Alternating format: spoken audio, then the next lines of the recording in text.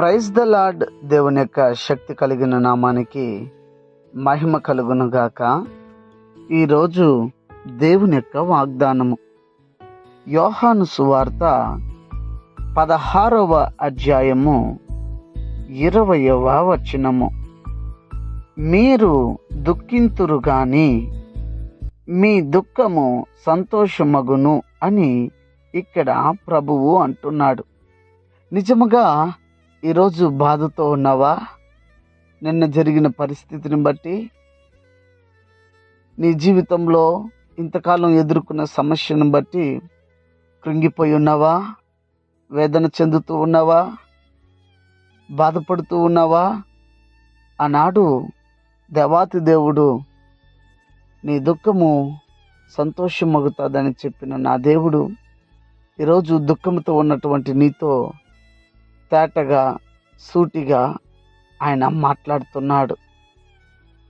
మీరు దుఃఖింతురు కానీ మీ దుఃఖము సంతోషమగునని చెప్పాడు కదా.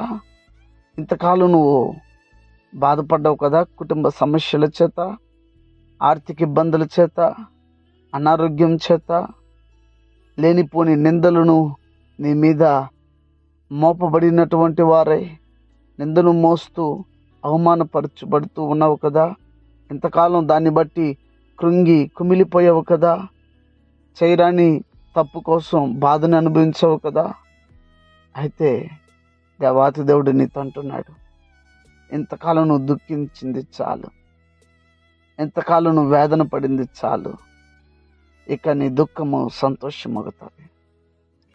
ఈ దుఃఖం సంతోషమగుతుందని దేవుడు అంటున్నాడు. మన దుఃఖము సంతోషమగునట్లు దేవుడే వాగ్దానం చేస్తున్నాడు. ఆ వాగ్దానాన్ని ఎత్తి పట్టుకొని దేవుని సముఖంలో ధైర్యంగా ముందుకు వెళ్దాం.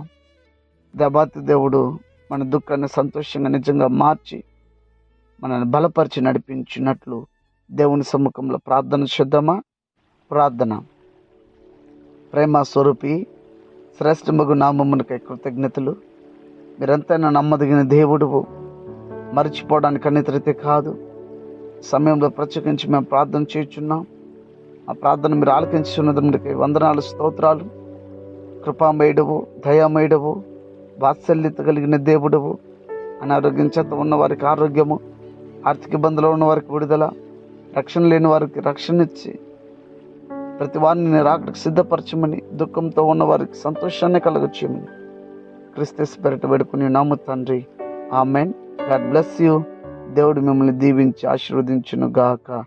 ఆమెన్.